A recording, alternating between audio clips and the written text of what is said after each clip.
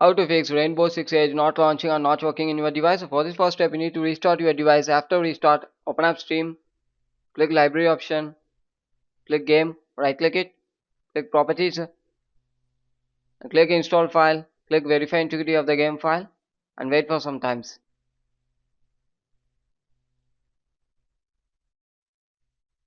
It's actually verifying the game files. If there is any corrupted file having means it will rectify it.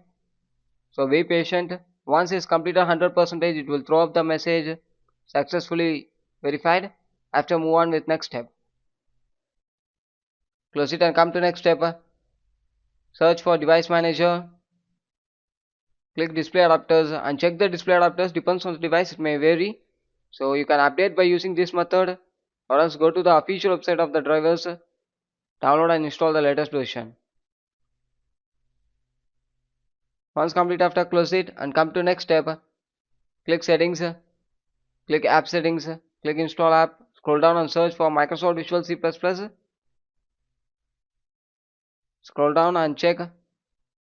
Click the three dot icon in the right hand side. If you're having the many Microsoft Visual C++ means you can click the three dot icon of the latest version and click modify and click repair. Do it for both 64 and 86 bit.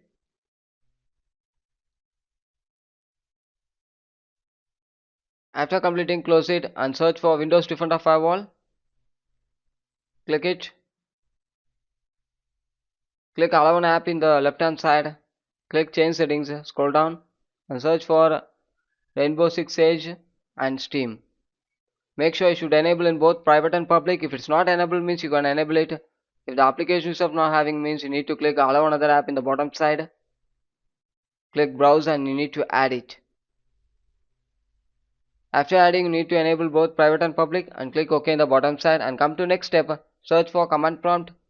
Right click run as administrative and type the following text. SFC space / scan now. Click enter and wait for some time. It's actually verifying your files in your device. If there is any corrupted file having means it will shows here.